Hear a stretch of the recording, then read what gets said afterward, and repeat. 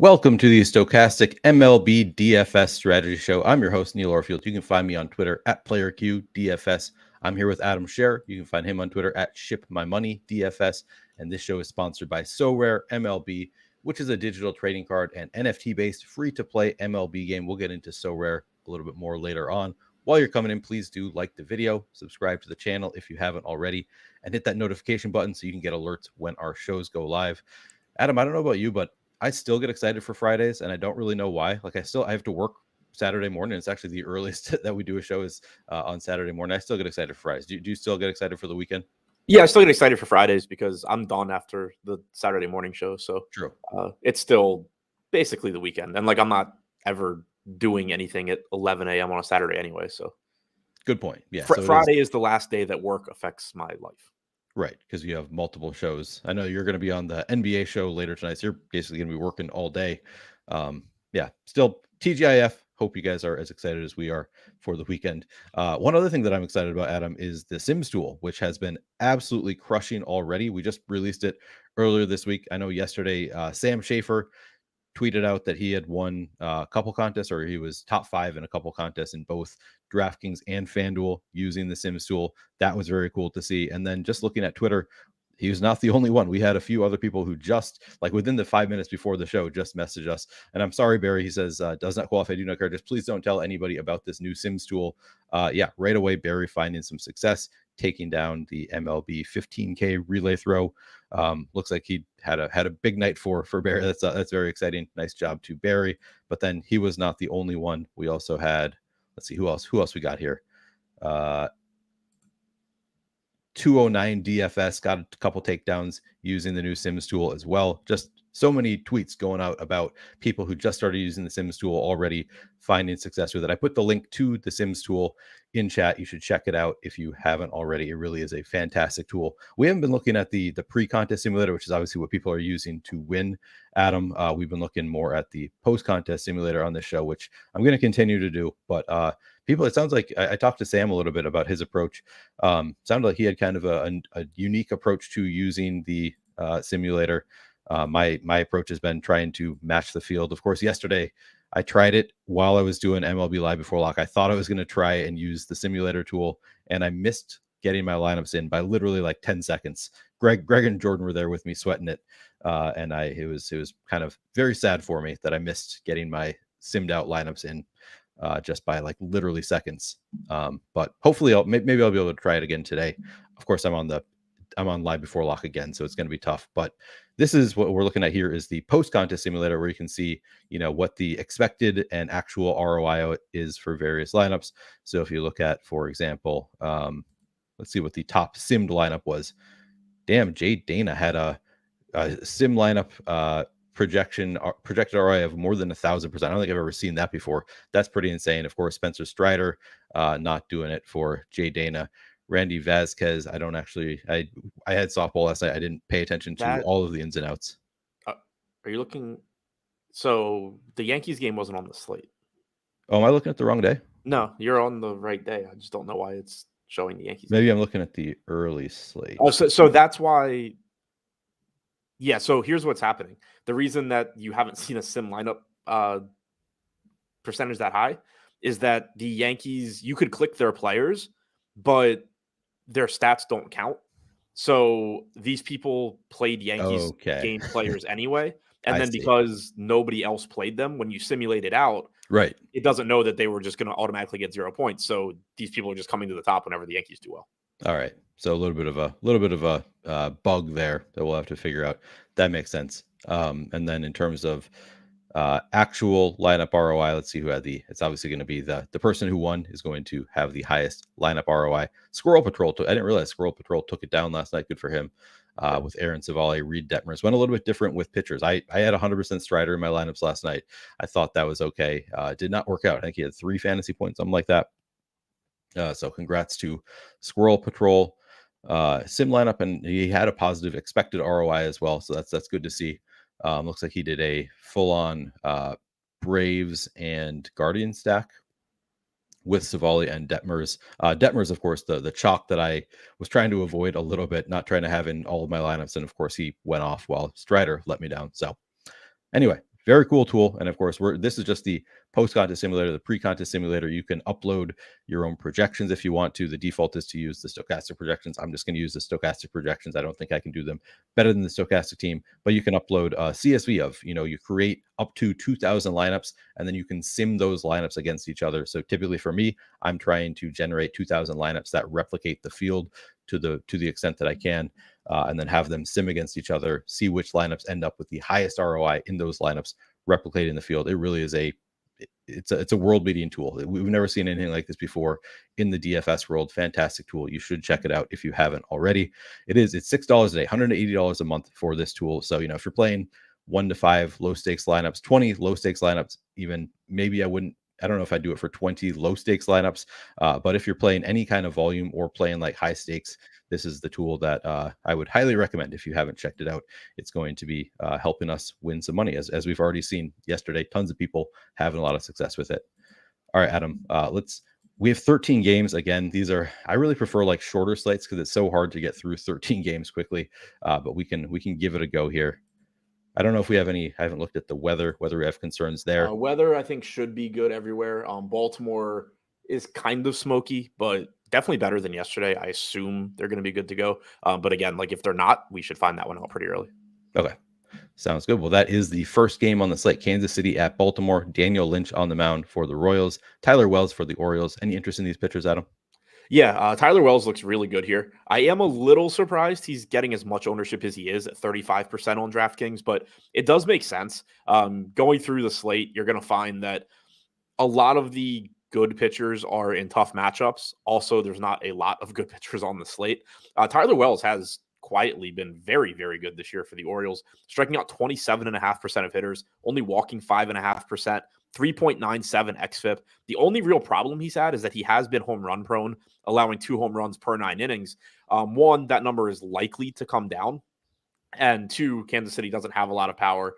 We also know that right-handed power in Baltimore dies. So overall sets up as a really good spot for Wells. Kansas City's been one of the worst offenses against right-handed pitching this year. Their active roster has an 89 WRC plus. That is tied for 4th worst in the league, striking out 23.9% of the time. Only an $8,300 price tag on Wells. Not only do you have a lot of the talented pitching on this slate in tough matchups, you don't have a particularly strong mid-range. So that $8,300 price tag does really stand out. And I think that is one reason why you're seeing so much ownership come into him. But yeah, Wells looks really good. Not interested really in getting to Lynch. Pulling 2% ownership at 6,800.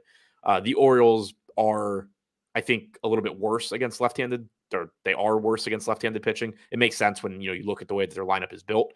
Also, this park does downplay right-handed power, which is good for Lynch. But that being said, still enough other pitchers I'm going to get to today that I don't think I need to get to Lynch much against a team with a near 5 implied run total. Makes sense. How about the bats in this game? Any interest on this 13-game slate? Some interest in Baltimore. Like I said, they do have nearly a 5-run implied total. The problem is that, again, you're going to be looking to attack Lynch with right-handed power. And the Orioles do have that. You have Hayes, Rutschman, Santander, Mountcastle, Hicks, Urias, McCann. These guys are all right-handed. Their projected lineup, the only lefty in it is Gunnar Henderson. He may or may not actually be in it. But point being, they're going to have plenty of right-handed bats here that do have power. But it's just likely that a lot of hard-hit balls, Lynch kind of gets bailed out on some hard-hit fly balls that would be home runs everywhere else. I do still like the value on Austin Hayes. He's been one of the better hitters in baseball this year in terms of hard contact percentage. He's just hitting really well and shouldn't be $3,700. Rutschman's obviously always a top catching option. No problems with Santander, Mountcastle. Hicks is cheap. He's been hitting well in his limited time with the Orioles. Probably disappears, but at the same time, this is someone that has had major league success before. Maybe the change of scenery actually helps him out. Certainly wouldn't be the first guy recently that we've seen take pretty big strides going from a different team to the Orioles. So at that price tag, if you're stacking, at the very least, he's appealing. But individually, Hayes and Rutschman, I think, are the top guys offensively here. Okay. And then how would you rank the 4 sides of the game? Wells 1, Orioles 2, KC 3, Lynch 4. All right. Moving on to the second game of the slate. And I do want to say, Jay Noah's pointed out that the link that I put into chat is not working. I tested out the Sims tool link. So I'm going to find a new link for you. I don't know why that one's not working. It's the link that is in the description. I'll have to talk to somebody about getting that changed. I don't know why that one is not working, but yeah, I'll get you a new link here. Second game on the slate, we've got New York at Pittsburgh. Tyler McGill on the mound for the Mets. Rich Hill for the Pirates. Any interest in these pitchers? No. This game looks pretty much like an offensive game, which is kind of weird when you're talking about, a game being in Pittsburgh. And I don't think either offense is like the best offense or anything, but very difficult to get to these pitchers. Rich Hill doesn't strike people out, has a tough matchup against the Mets, who are a difficult team to strike out. If you were to go to a pitcher here, I think it would be McGill, but still only striking out about 18% of hitters this year, 5.06 xFIP. You have a 4.8 implied run total for the Pirates, same as the Mets. I don't see much in the way of pitching. All right. How much interest in the bats here? I think as stacks, they're both middle of the road, not the best offensive park. There are good hitting conditions elsewhere today, but I think you can, at the very least, find some high upside one-offs or mini stacks here. Francisco Alvarez in particular is going to be one of your best catching plays today. Rich Hill gives up plenty of power to right-handed hitters. Francisco Alvarez has plenty of it, and he's likely to be hitting second today at only $3,500, 232 expected ISO and a 373 expected WOBA to righties this year for Hill. So Alvarez really stands out. You're not going to have Peter Alonso. He was moved to the injured list with an injured wrist, but you'll still have Pham, Lindor, Kana, Marte, Escobar, Vientos, if he's in the lineup, all hitting from the right side. So predominantly right-handed lineup for the Mets. There is plenty of upside there. On the other side, McGill's given up power to both sides of the plate. Nothing crazy, but above average power numbers for lefties and righties. 172 expected ISO to lefties, 193 to righties. I don't love the Pirates as a stack, but Reynolds, McCutchen, Sawinski, Hayes, these guys all give you plenty of upside, and they're reasonably priced. And then on top of that, you are likely to have a very good point per dollar shortstop with Marcano leading off at only 2,400. So both of these stacks are certainly playable. Neither one is the best stack or, one of the best, but Mets are coming in fifth in stack score. Pirates are coming in eighth. So, on a slate with 26 teams, they're both in the top third. All right. And how would you rank the four sides of that game? Mets, Pirates, McGill, Hill. All right. Man, the personal link that I was given for the Sims tool is not working right now either. So I'm not sure. I'm going to have to get some new links there. So sorry, I can't get that to you right away, Jay Noah. But if you just go to stochastic.com, go to the MLB tab, we have an MLB simulator link there. So you can just get to it through the Stochastic tab. I want to get you a new link so we can track it to the show. But can't do it right now. So just go to the MLB tab on the Stochastic homepage. You can find the MLB Sims tool there. All right. Third game on the slate. We've got the Dodgers at the Phillies. Michael Grove on the mound for the Dodgers. Ranger Suarez for the Phillies. Any interest in these pitchers, Adam? No, this is another one where I'm mostly interested in the bats. If you wanted to make a case for the pitching, it would be that they are both dirt cheap. Suarez 5,300, Grove 5,100, but on a slate with 26 offenses playing, you're just going to be able to find enough cheap bats to fill out lineups that I don't think you're going to need to be taking too many shots on, a Ranger Suarez against the Dodgers, in Philly. So are they both underpriced for starting pitchers? Sure. I've said that before. If you're a fully stretched out starter, I think you're essentially underpriced if you're below 6K or 6,500, just based on what you're capable of doing. But I'm still not going out of my way to get to these guys. Makes sense. What about the bats here? Rangers against Ranger Suarez and Michael Grove, two solid offenses. Any interest here? Yeah, two more decent stacks to get to. Dodgers get a nice park upgrade going into Philly. They are expensive, so they're coming in 10th in stack score, but they are 4th in top stack percentage at 6%. They're only pulling about 3% aggregate ownership. You look at the three teams ahead of them in top stack percentage, the Padres, running away with it tonight in Colorado. Then you get the Braves, then you get Milwaukee, and then the Dodgers. 17, 15, and 8% aggregate ownership respectively for those three teams ahead of the Dodgers. So in tournaments, they do make sense if you can afford them. But, again, that is a pretty big if when you don't have a really strong mid-range of pitchers. You don't have a lot of good value pitching, and the Dodgers are expensive. One thing that will help out stacking-wise, though, is, the top five, Betts, Freeman, Smith, Martinez, and Muncy are all expensive, all at least 5K on DraftKings. You can balance it out with the bottom of the order, though. Chris Taylor's only 3K. Vargas is 3,200. DeLuca's 2,400. So there are ways that you can get to the Dodgers, if you're willing to use some of the bottom of the order value. All right. As far as the Phillies go, I think a little bit behind the Dodgers, just in terms of everything. But they do still have a 3.5% chance of being the top stack, 2.5% projected ownership. So they're projected to go under owned as well, just not by as much as the Dodgers, and they're less likely to be the top stack than the Dodgers. All right. And then how would you rank the four sides of the game? Dodgers 1, Phillies 2, Suarez 3, Grove 4. All right. I'm seeing M the Great in the chat says that he took down the Minimax yesterday. Oh, nice. That is awesome. I mean, that's as tough a contest as you're going to find anywhere. Even like the biggest contest, I think the Minimax is about the same number of entries, sometimes even more. So yeah, that's really impressive to take that down. Congrats to M the Great for taking that one down. All right.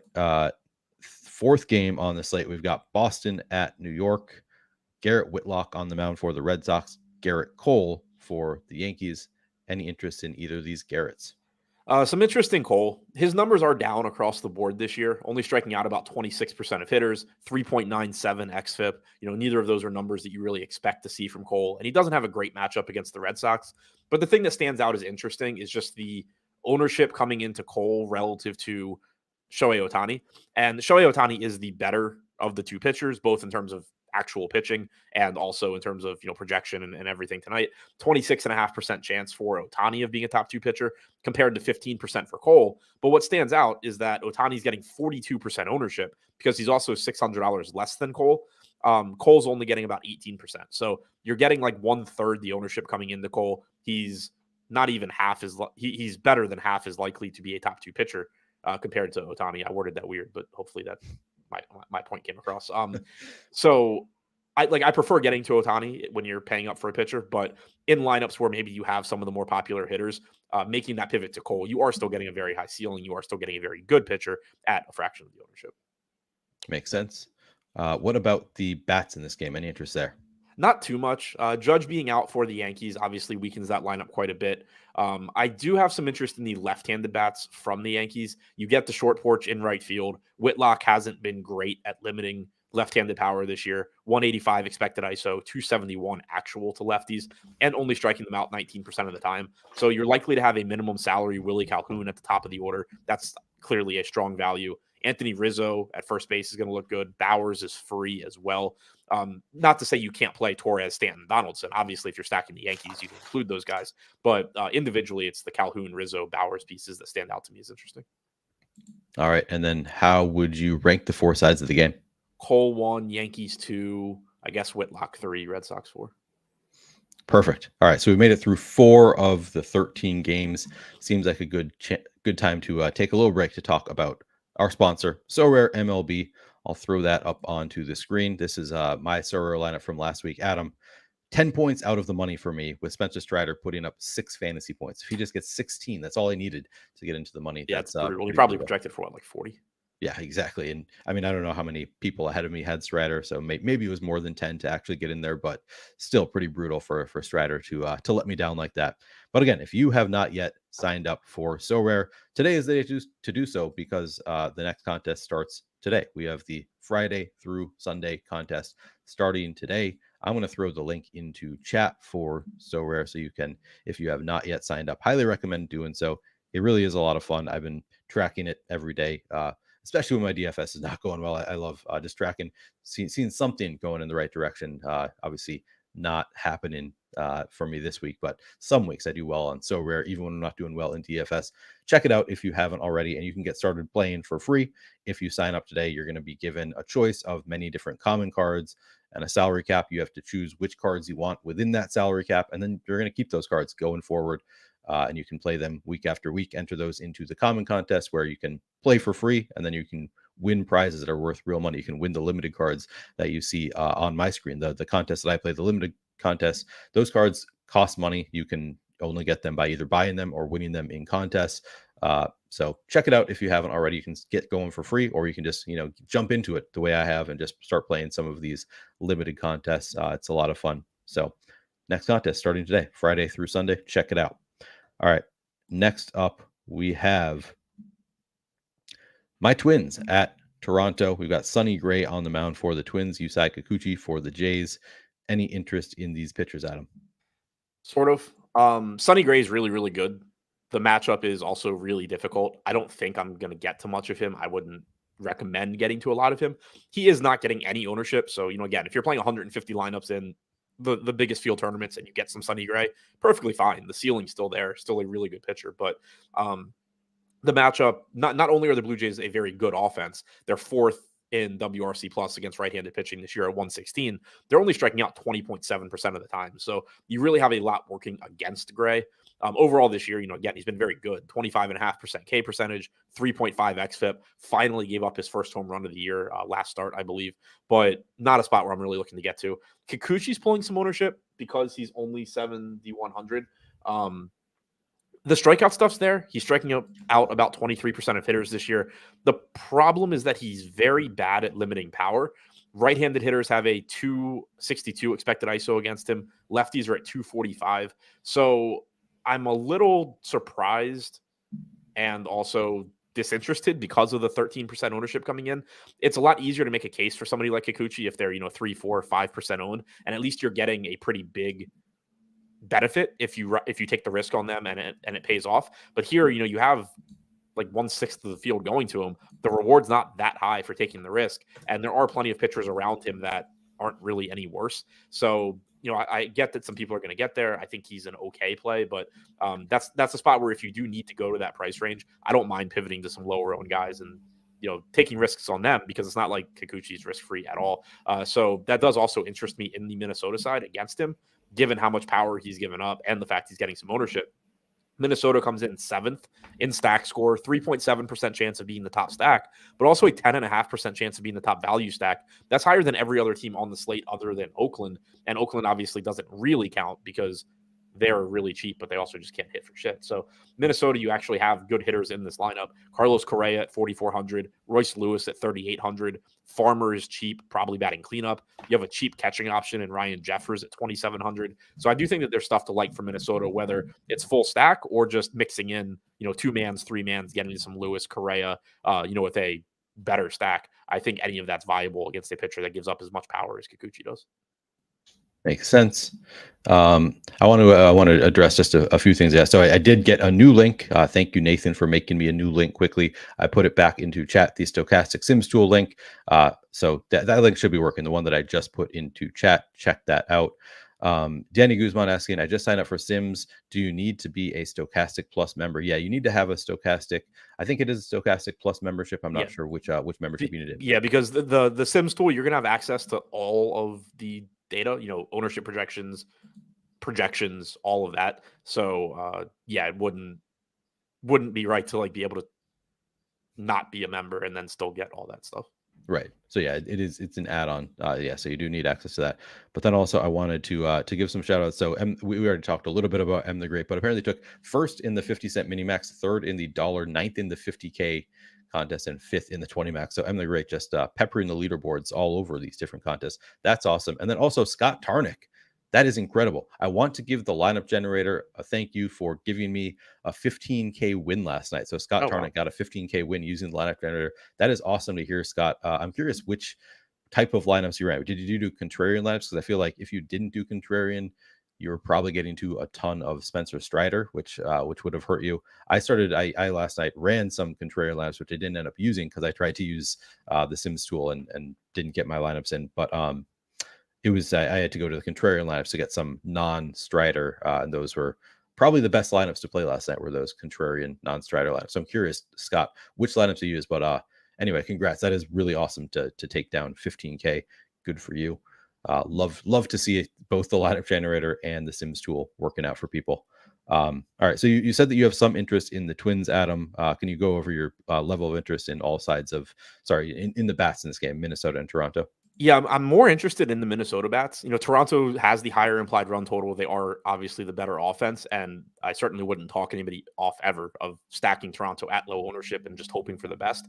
But in terms of just being able to point to, I think this is a good spot, I actually prefer the Minnesota side despite the lower implied run total. I think there is more home run upside for them given the matchup. So I think for me, it's the pitching's really hard to rank because I don't like Kikuchi and I do like Gray, but I don't think I get to Gray today, and I probably do get some Kikuchi. So I guess Kikuchi 1, Twins hitters 2, Blue Jays hitters 3, Gray 4.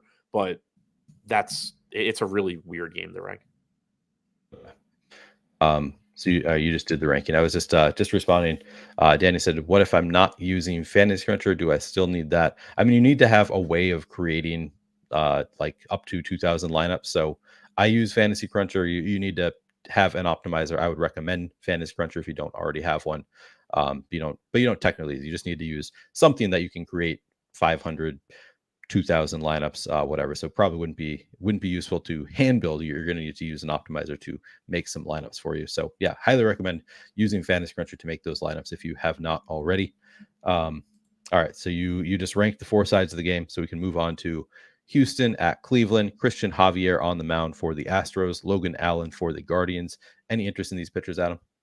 A little bit. Logan Allen's pulling about 9 to 10% ownership at 7,700. Really tough matchup for him against Houston.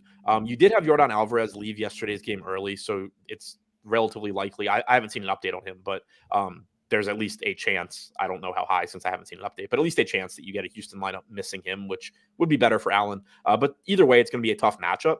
He has been very good, though, so far in his rookie season, striking out about 24% of hitters, 3.78 xFIP, not allowing a lot of power, not walking a lot of guys. I mentioned it before that the mid-range on pitching today doesn't leave you a lot to work with.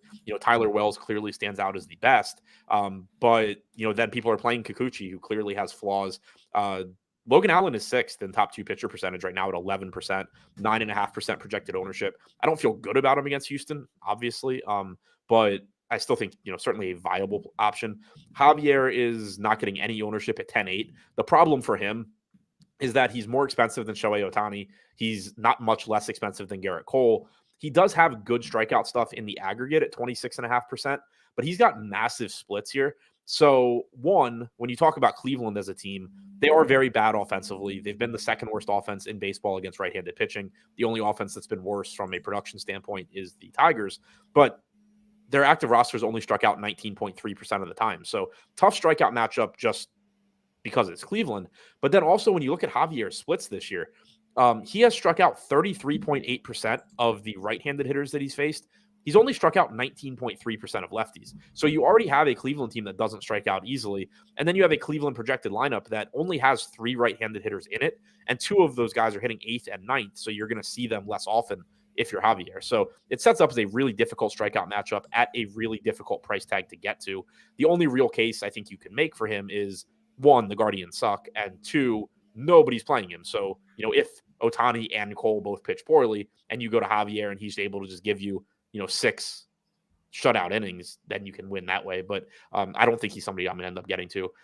I like the matchup more for Javier, but Allen at that price tag's the pitcher I think I get to more. Okay. And then what is your level of interest in the bats? Not a ton. Houston at low ownership is always a team that you can stack. Logan Allen, like I said, has been good this year, but you are talking about still a rookie pitcher, probably going to have his share of bad starts mixed in. Houston is middle of the pack in top stack percentage at 3.5%, 2.5% aggregate ownership. They're very, very similar to Toronto, where there's nothing I can point to where I'm like, oh, I think this spot looks really good for this hitter. It's more so Houston's got a ton of good hitters, and if Allen doesn't have his best stuff, they'll take advantage. But nothing that really stands out. The Cleveland side, I did mention it that Javier's not striking lefties out this year. He has also allowed a 210 expected ISO. I think it looks good for Jose Ramirez. I think it looks good for Andres Jimenez, who's reasonably priced. Naylor and Bell are both cheap at first base. I don't mind the idea of kind of getting to the middle of the order, trying to get a home run or two from these left-handed bats, but there's nothing that stands out really as a top play. The closest thing to it would be Ramirez, who not only is he really good, he's also somehow $4,900 on DraftKings, which is just a really cheap price tag. SMP says Dusty Baker had an ominous quote about how the Astros have to regroup and find a way to win some games in response to a question about Yordan Alvarez and his oblique injury. Yeah, so I mean, that doesn't sound good. I also didn't even realize it was an oblique injury. Those typically take a while. Yeah. So that's, maybe it's a little bit of a bonus for Logan Allen, I guess, to face this Astros lineup without Yordan Alvarez. Yeah, it's still not an easy lineup, but you're taking out one of the best hitters in baseball, so it's better. It's kind of like Whitlock facing the Yankees, except I think the Houston lineup without Alvarez is still better than the Yankees lineup without Judge, but it's the same kind of thing. It's still a dangerous spot. It's just you don't have to face one of the best hitters. Right. It's helpful. Yeah. And then doesn't make it worse. How would you rank the 4 sides of this game? Probably Allen. Astros, Cleveland, Javier at as stacks. I do think Jose Ramirez individually is the best hitting play in the game, though. Okay. Makes sense. All right. Sorry, I had to respond. Got those links figured out. Had to respond to that. Moving on to Washington at Atlanta. We've got Josiah Gray on the mound for the Nats. AJ Smith-Shawver on the mound for the Braves. I'm not familiar with AJ Smith-Shawver. Do you have any interest in either of these pitchers, Adam? Yeah, I'm really surprised, and I think it probably changes, but I'm really surprised Smith-Shawver is not getting more attention right now. We only have him projected for 1% ownership with a 3% chance of being a top 2 pitcher.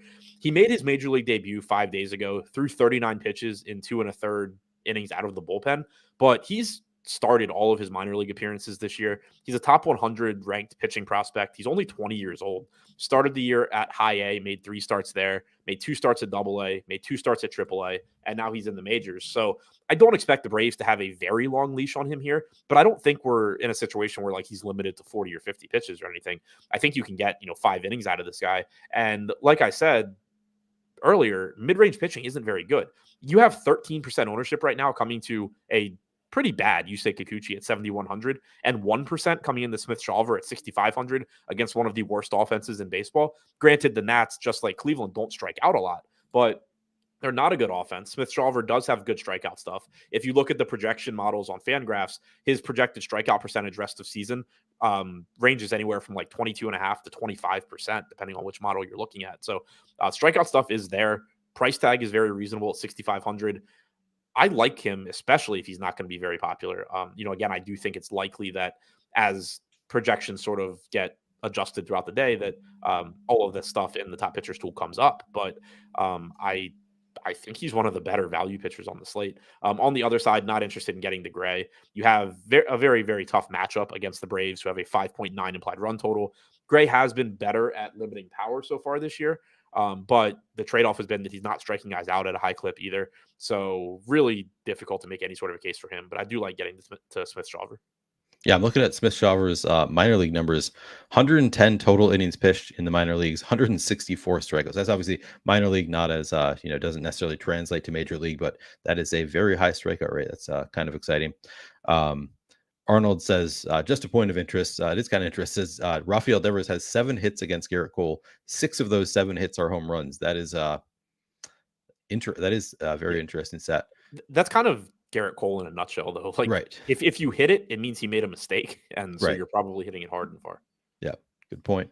And JB says, ready to rake the SoRare. Yeah, I don't know what time it actually starts. I haven't looked at it. I did already set my lineup, but yeah, I'm ready to go for that SoRare slate as well. I don't know if it doesn't start till tonight or if there's an afternoon game today. I don't know. We'll see. All right. What is your level of interest in the bats in this Washington-Atlanta game? Very, very interested in the Braves. Gray has been better at limiting power, but that's not going to get me away from Atlanta here.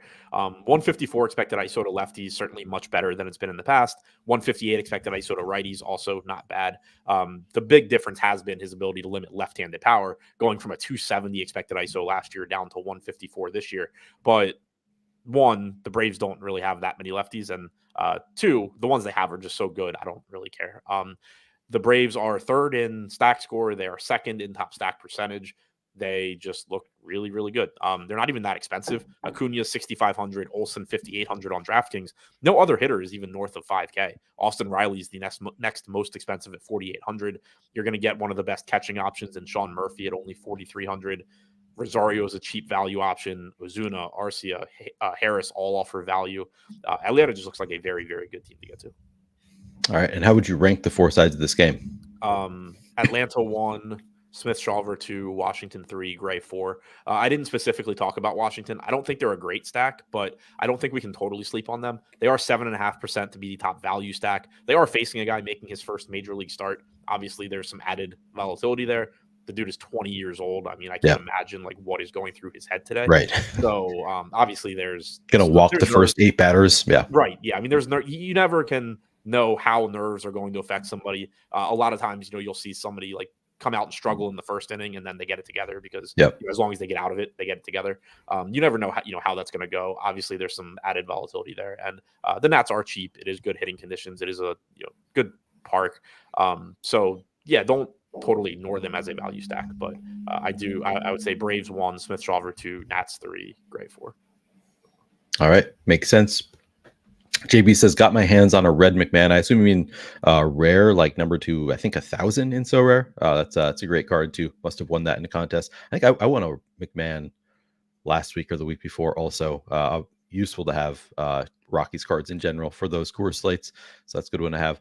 Rant says, not sure what the difference is between an optimizer and a Sims tool. So our Sims tool is it's a contest level sim. So it doesn't create lineups where you need to input the lineups into the sim tool, and then it's going to simulate a DFS contest with all of the lineups you put in. They're going to be simulated like I think 50,000 times against each other. So like we're going to run 50,000 simulations of all of the lineups you enter playing against each other in DFS contests to see which ones win the most often. So the difference is an optimizer just creates lineups where it does like game level simulations, like simulates the baseball games, the different outcomes of the players. The Sims tool that we just came out with this past week is simulate an actual DFS contest. So it's something that people have been talking about for years. Like, oh man, once this happens, it's really going to change the industry. And this is finally we're the first company to come up with something like that. So that is the difference between. Yeah, like just think about it. Like, so an optimizer, if you don't use randomness at all an optimizer is doing is giving you the lineup that projects the best with your projections. If you use randomness, it is creating random scores for each player and then telling you what the highest scoring lineup was using those random scores. A simulator is taking those lineups, creating random scores for each player, and then determining which lineups win out. So, and they're doing it over and over. So, if you're simulating 50,000 times, you're creating 50,000 different random scores for each player. And so it's able to incorporate range of outcomes better. It's going to, the lineups that project better are still going to be favored, but like it's incorporating, if you have guys that hit home runs, they're going to have, higher standard deviations, bigger range of outcomes, higher ceilings.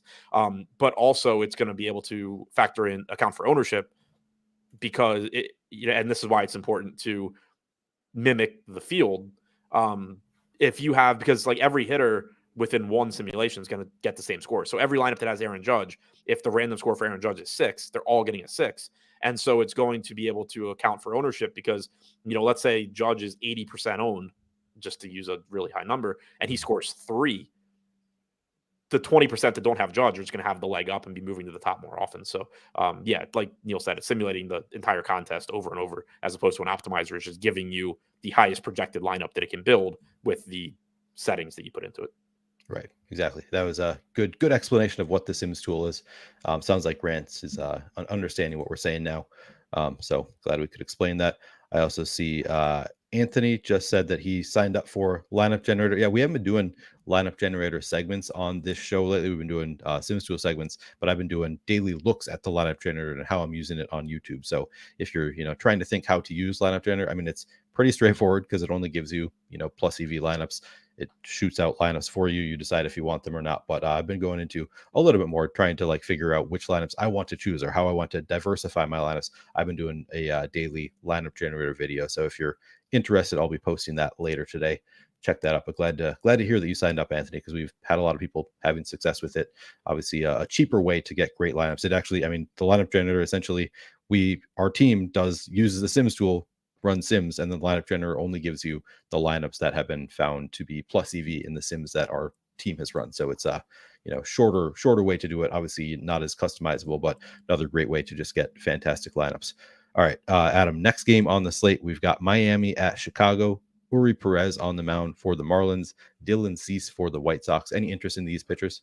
Yeah, both of them. This is one of the first games we've gotten to where both pitchers are actually look pretty good. 4.2 implied run total for the White Sox, 3.8 for the Marlins. Cease has not been as dominant this year as in previous years, but he's only $9,200. He's still striking out 24.5% of hitters, 4.37 xFIP, not exactly what you want to see from him, but Miami is a pretty weak offense overall, 91 WRC plus against right-handed pitching on their active roster this year, only striking out 20.8% of the time. Part of that is because the guy getting the most plate appearances, Luis Arraez, does not strike out. He's also hitting 400. Absolute pain in the ass if you're taking pitchers against him. But you can get some strikeouts, further down in the order. The big thing, though, is just that Cease's salary has dropped as well. So you're getting a nice discount there. He's only getting 8% ownership, too, which is surprising. I like Castillo is certainly a better pitcher, at least has been this year. But I don't think Castillo should be getting nearly 3 times the ownership facing the Angels in LA at $600 more. I don't really think that an 11K Cole should be getting double the ownership compared to a $9,200 Cease when one of them's facing the Red Sox and one is facing the Marlins. So there is risk with Cease, but I'm more interested in him, I guess, than the field appears to be. Perez projected for no ownership. He is 8,900, which is expensive. The Marlins have had a pretty short leash on him as far as going deep into games, so that's not ideal either. 88 pitches last time out in 5 innings. He hasn't gone more than 5 innings, so that's the downside for Perez, is he's probably not going more than 5 innings. The stuff is very good. The matchup is fine. Overall this year, through his first handful of starts, 24% strikeout percentage, 4.57 xFIP. I'd like him a lot more if he were cheaper, but Cease at 9,200, I think actually does look pretty good here. All right. And what is your level of interest in the bats in this game? Not much. Miami, just not a good offense. Cease is a good pitcher, even if he has struggled a bit this year. Perez has been volatile, but also is one of the best pitching prospects in baseball, has really good stuff. Chicago's offense isn't anything to write home about. We have them in looks like the bottom third, maybe bottom, middle third. But 2.5% chance of being the top stack, 1.5% ownership. Stack score puts them towards like the middle as well. Not much interest in the bats here. All right. And how would you rank the 4 sides of the game? Cease 1, I guess Perez 2, but again, I don't love that price tag for somebody that we have no reason to think is going more than 5 innings. White Sox 3, Miami 4. Jake Swell says Arias has more multi-hit games than he has strikeouts on the season. Yeah, that's insane. That is insane. He's a hitter from like 1988. Yeah, I wish the Twins could have not traded him, but yeah, you got Perez, you got Lopez at least. Right, exactly. Like the pitching staff definitely improved for the Twins, so I guess you got to make those sacrifices. All right, next up we've got Oakland at Milwaukee. Luis Medina on the mound for the A's. Adrian Hauser for the Brewers. Any interest in these pitchers, Adam? Not particularly. Brewers have a 5.9 implied run total. I don't anticipate messing around with Medina. It also looks like he's probably going to be the follower. So not that matters too much. He's 5,500. He still could certainly get there, but I don't anticipate going to him. Hauser at 6K is somewhat interesting given the lack of good value pitching on this slate. It's another one where I'm just a little surprised that he's basically not getting any ownership. He's not a very good strikeout pitcher, but he is a good real life pitcher. He is $6,000 and he's facing one of the worst offenses in baseball. Oakland so far this year against right-handed pitching, 95 WRC plus, but also a 25% strikeout percentage. Hauser has only struck out 14% of hitters, but he has a 4.16 xFIP. He can go deep in the games. Went 7 innings last time out through 92 pitches, 95 pitches to start before that. Only went 4 1/3 in that one, got hit hard by Toronto. But point being, like, this is a fully stretched out starter at 6K facing the A's on a slate where people are playing Yusei Kikuchi for $1,000 more. So I am somewhat interested in Hauser just as a value play if you need it, but certainly not the type of pitcher you're going to get excited about. Yeah, I mean, we have a Coors slate here, so maybe it does help you get up to like those San Diego bats in Coors. I haven't made lineups or anything, but I would imagine on a 13-game slate like this, is not free but cheap. Are they? Tatis is expensive. Yeah. Soto's expensive. Machado is 5,200. You can get to San Diego relatively easily, I think. Probably by pair, even if you're pairing like Ohtani and Wells, you're spending like 18.5. Okay. Yeah, so I mean, like if you go Ohtani, the 2 most popular pitchers are Ohtani and Wells. If you go to them, you have $3,900 left per position. If you then go Tatis, Soto, you're down to 3,100. So I mean, you'd have to find some cheap bats, to round out your lineup. But like Willie Calhoun is 2K. Let's say Bowers, so a 2-man Yankees. Now you're back to 3,600.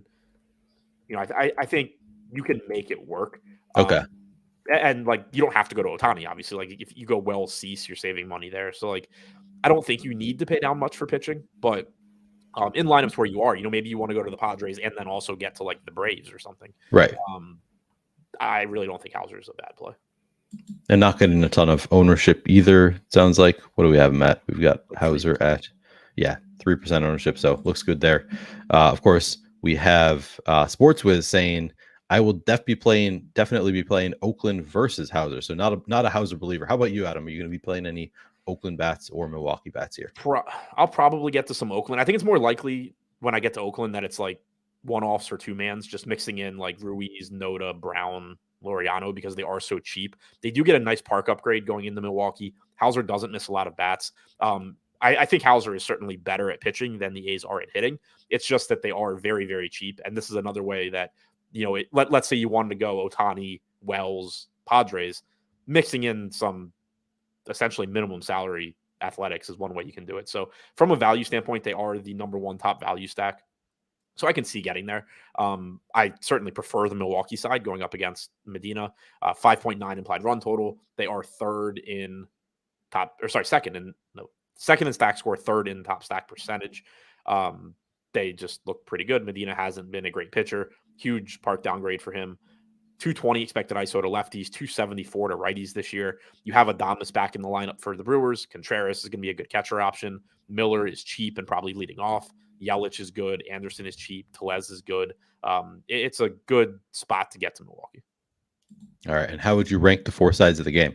Milwaukee 1, probably A's 2, just for the value. Like, I think I probably get to them more than Hauser.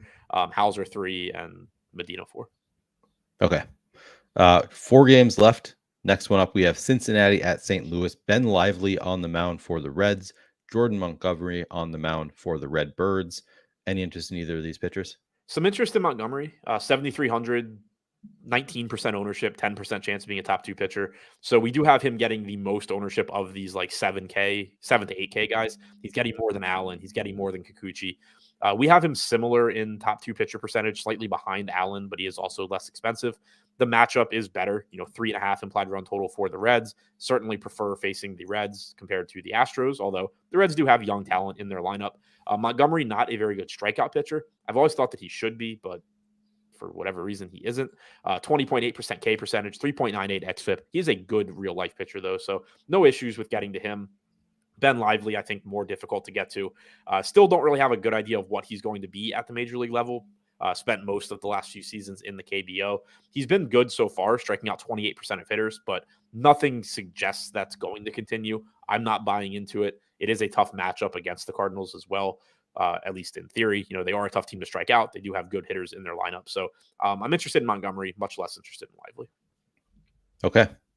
Any interest in Cardinals or Reds bats? A little bit interested in the Cards just because they're only getting 2 to 3% ownership against a pitcher in Lively that isn't likely to be a very good major league pitcher. Again, he certainly could just outperform projections the rest of the year, but it's pretty unlikely that he continues to do so. Only a 143 expected ISO to righties for him so far this year, 195 to lefties with a much lower strikeout percentage as well. Now, most of the Cardinals lineup is going to be right-handed, or at least the good hitters, but Nolan Gorman's going to look good. Donovan gives you some value. Burleson gives you some value. And then obviously, you're still not shying away from Goldschmidt, Arenado, Contreras. So some interest in the Cards just because of the lack of ownership. All right. Where does this stadium rank? I'm not sure where the St. Louis stadium ranks in terms of like hitter versus pitcher park. I have it pulled up. I think it's middle of the pack typically, but this is one kind of like Camden Yards that the time of the year I think makes a big impact. St. Louis gets very hot and humid during the summer. When you're playing there in the spring and fall, it's just a big park without good hitting conditions. Right. But over the last 3 years, St. Louis is 23rd in home run park factor. They are 20th in run, in just overall park factor. So a little 98. bit of a pitchers, leans pitchers, 98 park factor, 88 for home runs over the last 3 years. But again, you're going to get some summer games where, it's 90 degrees and humid and it's not going to be a pitcher's park. Right. Okay. How would you rank the 4 sides of this game? Montgomery 1, Cardinals 2, I guess Reds 3, Lively 4. Ellie De La Cruz did finally get a little bit more of a price bump. He's 3,700. That's still a good value. It's just not the same value. Okay. You say 3,700? Yeah, it's still pretty cheap. I think I would rather play And this isn't, I mean, I don't have an issue with either one. I think I'd rather pay 3,800 for Lewis against Kikuchi than 3,700 for De La Cruz here. Again, if you disagree, that's completely fine. De La Cruz is ridiculously good. Yep. Ryan Greenbaum asking for the best value pitcher on FanDuel for single entry. That is, do you have an answer there, Adam? I will in a second. Best value pitcher. I mean, like, so I'm taking this as best value pitcher that you would want to play. And also this didn't load right. I don't know what you consider a value pitcher. Jordan Montgomery at 8,200 has, everybody above him is at least 1,000 more expensive in terms of top 1% odds. So yeah, I was going to say like Montgomery probably, because I mean, like if you just sort by value, you're getting like Medina and guys that you just don't want. As far as like actual quality pitchers, value wise, it's probably Montgomery at 8,200. Like if you sort by top pitcher percentage, the guys ahead of him are Ohtani, Cole, Castillo, Wells, Allen, and Cease. They're all at least $1,100 more than below him. Stroman, Gray, Javier, all at least 1,400 more. Kikuchi's 200 more, but I prefer Montgomery. So, yeah. What do you think of AJ Smith-Shawver on FanDuel at 7,200? My only concern there is I don't know what the chances are of him going 6 innings. Okay. So you'd be more inclined to play him on DraftKings, you think? Yeah. Okay. Yeah. And also like it's only $1,000 price difference between him and Montgomery on FanDuel. I think that's easy enough to get. Okay. All right. I think that's Jordan Montgomery, the answer. Yeah. Okay. All right. We'll move on to the next game, which is San Diego at Colorado. We've got a Coors game here. Yu Darvish on the mound for the Padres. Austin Gomber for the Rockies. Playing any pitchers in Coors? I don't hate the idea of Darvish. He's only $8,000 on DraftKings. 4% ownership, 7% chance of being a top 2 scoring pitcher. I hate taking pitchers in Coors. Everybody does. Nobody likes it. I wouldn't fault anybody for not doing it. I don't know if I'll get to him or not. If I don't really care. But the things that make me actually interested here are that, one, his salary is $8K. So he's priced for Coors Field. This isn't, you're not paying full price for Yu Darvish in Coors. The Rockies suck. No matter where they are. You could put them on the moon, and I'm not sure that they could hit. They have a 4.8 implied round total. It's not like it's nothing, but it's comparable to a lot of teams on this slate. But again, an $8K salary for Darvish just mitigates a good amount of the risk. And then the fact that he's 4% owned, at least you're getting sizable reward if he does go out there and pitch well. And you're talking about a pitcher that has an identical strikeout percentage to Christian Javier this year. It's actually higher than Garrett Cole. 3.7 xFIP is better than both Cole and Javier, who are both a lot more expensive than him. So it's a risky play. I don't think it's like a great play, but it does have things that at least make me consider going to him. The drop in price in salary, the low ownership, the fact the Rockies just aren't good, and also just the lack of other pitching on the slate. Like if you're going to get, I really like Tyler Wells as a pitcher. I really like Tyler Wells today. He's like 10 times as popular as Yu Darvish. Yeah. All right. I was looking up stuff for SoRare because we got an interesting SoRare question from JB. But so yeah, I think that makes sense. I think Yu Darvish actually, I like that, playing Yu Darvish in Coors, probably at reduced ownership, reduced price tag. Yeah, it's looks like a good spot. It's one where I'm interested to see where I end up. I wouldn't be surprised at all if I have none. I wouldn't be surprised if I have like 15%. I wouldn't be upset if I have none, but I would actually kind of like it if I have 15% because like I think it's a good contrarian play. Okay. JB asking for this 3-game series. So this is a SoRare question here. So for the Friday through Sunday slate, who would you rather have, Alvarez for the Mets or Bobby Witt Jr. for the Royals? And I'm trying to look up I had it pulled up somewhere and I just lost it, where the games are here. Because that's going to, so we've got so the Mets are in Pittsburgh, Kansas City's in Baltimore. I don't know who's pitching for. So we got Tyler Wells today for the Orioles. We have Rich Hill for the Pirates. Tomorrow we have TBD for the Orioles. So we can't. That's a little bit tough. Yeah, the Orioles. The Orioles said they would prefer to use a traditional starter than a bullpen game. I don't know who at AAA is like lined up. I don't know if Grayson's coming back up to pitch. I don't know if they're going to bring up somebody else like Cole Irvin or something, but Yeah, I mean, so today the matchup's definitely better for Alvarez today. Right. I don't know who's pitching for the Pirates tomorrow or for the Orioles. And then it's actually a tough spot for Elvis. So he's got Rich Hill today, which, not the worst, but then Oviedo tomorrow, and then Mitch Keller on Sunday. So as far as Pirates pitchers go, who's pitching for the O's on Sunday? On Sunday, Kyle Gibson. Okay, I'm going to that game, but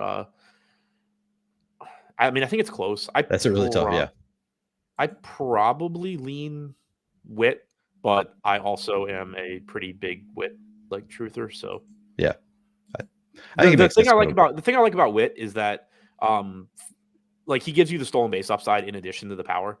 So Alvarez is expected to be a good hitter. He's been good, but if he doesn't hit, it's hard for him to get there.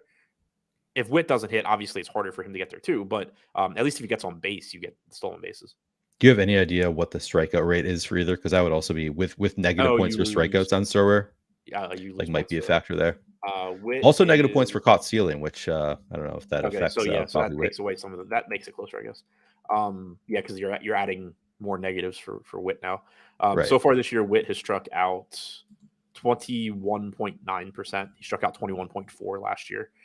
Alvarez, 24.8% this year. So higher strikeout percentage for Alvarez. You're going to get more caught stealings for Witt. But not that. I mean, caught stealings I feel like happen more infrequently than strikeouts. Right. Yeah, it just sort of negates part of my previous argument for Witt. Right. Yeah. So it's a good question. Very close. Yeah, I think it's close. I think I would still probably go Witt. Yeah, I think so too. All right. We talked about the pitching side. Obviously, did you have any interest? You going to be playing any Rockies today or going with the Pods? Yes, I mean the Padres clearly happy to get as much as I can. Good spot. They're in Coors. They're facing Gomber. You have a ton of good right-handed hitters in this lineup. They aren't as cheap as some of the other visiting Coors teams have been recently, but they're still not super expensive. Tatis and Soto are north of $6K. Machado is north of $5K.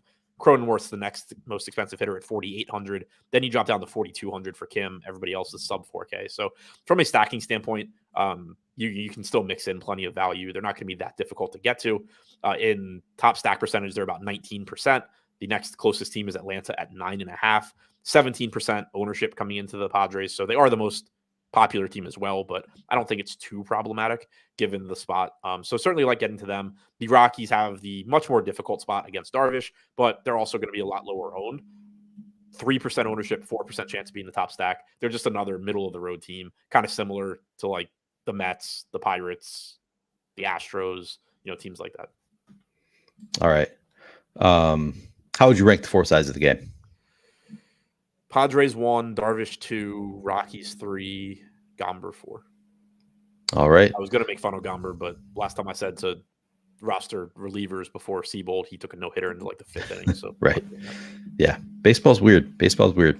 All right. At the end of the day, it's still really, really, really hard to hit pitchers. Yeah, exactly. All right. Just 2 games left, but kind of an impactful one here. We've got Seattle at Los Angeles with Luis Castillo on the mound for the Mariners. Shohei Ohtani for the Angels. What's your level of interest in the pitchers? Very interested in both. Castillo, 9,800. Sort of mentioned them before. 21% ownership, 13% chance of being a top 2 pitcher. Third highest top 2 pitcher percentage on DraftKings at 9,800. There are strikeouts in the Angels lineup. It is a dangerous park. I mean, this is a negative park shift for Castillo going into Anaheim. So I'd mentioned it before. I think that the gap in ownership between him and Cease probably shouldn't be as big as it is. Maybe it closes throughout the day, but Castillo is still clearly one of the better pitchers on the slate. He's struck out 29.2% of hitters this year, 3.27 xFIP. Really, really good pitcher. On the other side, Ohtani, the number 1 pitcher on the slate, 33.8% K percentage, 3.3 xFIP. Not the easiest matchup against Seattle, especially with them getting a positive park shift, but 25.1% K percentage on the active roster against right-handed pitching for Seattle, 98 WRC+. Ohtani projects the best. He's less expensive than Javier. He's less expensive than Cole at $10,400. 42% ownership, the highest on the slate. Certainly very happy to get to either one of these pitchers. Do you think you'd be above weight or underweight to the field on Ohtani? Probably over. Okay. Hard to know, I guess, at this point in the day. You haven't built your lineups yet. Yeah. But it's, yeah, I mean, I'm thinking more so just sort of how my lineups have looked recently. I've been getting to the top pitchers pretty heavily. Had 94% Strider yesterday. Had, I don't remember who the ace was on the early slate yesterday, but I had a lot of him. I think Kershaw maybe I had like 100%. And this is another slate where, not that things can't go poorly for Ohtani, but he just looks different than every other pitcher. Right. Yep. I think it's likely that I play a lot of Ohtani, and then maybe I'm taking chances on a Yu Darvish or the Braves pitcher or, Stroman or like these low-owned SP2s as opposed to getting away from Ohtani. Yep. Burt Bondi says, just so hard to get away. Gomber is so awful. It's so hard to fade San Diego. Yeah, I agree. I actually went out and spent some money on some SoRare cards of these Padres because I was like, this is just too good of a spot. This team is going to start mashing at some point. And this feels like the time for them to start mashing. But yeah, we'll see. 235 expected ISO, 394 expected WOBA to righties this year, 318 expected ISO, 450 expected WOBA to lefties. His expected numbers were much better last year. He's actually somebody that, earlier in his career, I thought was at the very least, average. I don't know how much of this is just pitching in Coors sucks. I don't know how much is playing for the Rockies sucks because they're not a competent organization and they're not going to make you better. Probably a combination of the two. Sportswiz says Gary Sanchez is on a tear. I did not realize Gary Sanchez was doing well. He's hitting like when he first came up in 2016 or whatever. Wow. All right. What a weird career. Like he came up. Like he's not I don't know if you remember, but he came up and just was crushing the ball. I remember. Yeah. And it was just like, this guy isn't supposed to be this good. This can't be real. And then it's real for like 2 or 3 years. And then he just falls off a cliff. And it's like, okay, he's back to like what he was kind of supposed to be. And then now I guess, again, leave the Yankees and get good again. Yeah. Go figure. Yeah. Pretty crazy career. And I don't he's still fairly, I guess he's been into 2016. So what is he, like 30, 31? Like not that Probably old. Somewhere around there. Yeah. He was young when he came up. Yeah. All right. Any interest in the bats in this Seattle Los Angeles game against these pitchers? Not really, no. Okay. Easy enough. How would you rank 30? Okay. Ohtani, Castillo, Angels, Mariners. All right. Final game of the slate, we've got Chicago at San Francisco. Marcus Stroman on the mound for the Cubs. Anthony DeSclafani for the Giants. Any interest in these pitchers, Adam? A little bit in tournaments, mostly like because of ownership, but you have 3.5% ownership coming into Stroman at 8,700. You have 5 coming into DeSclafani at 7,400. It's not an ideal matchup for either guy. The Giants this year have a 120 WRC plus against right-handed pitching. They have struck out 25% of the time. The Cubs, 95 WRC plus, 24.5% K percentage. Stroman's been very, very good this year. You are in a good park for limiting runs. His strikeout stuff against righties has been better than usual, 25.3% K percentage. Still only striking out 19% of lefties, but not giving up much production to either side. I think at the very least, he's another one of the pitchers where, as much as I like Tyler Wells, I don't think Tyler Wells should be nearly 10 times as popular as Marcus Stroman. So if you need a pivot, I think that makes sense. And the same can be said for DeSclafani at 7,400. I don't really know why Yusei Kikuchi would be getting 3 or 4 times the ownership of DeSclafani. He's not a terrible pitcher. He's in a good park. Kikuchi is a pretty bad pitcher in a bad park. So I just, when you compare somebody like that to Kikuchi, I think that DeSclafani is going a little bit under-owned. That's reflected in the top pitchers tool as well. Overall this year, again, not a great pitcher by any stretch. He's striking out 17.5% of hitters. Doesn't walk guys, though, outside of his last start where he struggled with that. 4.07 xFIP, hasn't been bad. Righties this year striking out 23.7% of the time. Lefties only 11.9%. Most of the dangerous hitters in the Cubs lineup are right-handed. Horner, Swanson, Suzuki all hit from the right side. Mancini's right-handed. It's a pretty balanced lineup overall, but the only lefty that is a proven good major league hitter is Ian Happ. So I'm interested in both of these pitchers just as ways to save ownership in tournaments if you need to. And I believe if you're playing the limited contest on SoRare, Anthony DeSclafani is, I believe, eligible in the relief pitcher spot. So consider maybe playing him against the Cubs there as well.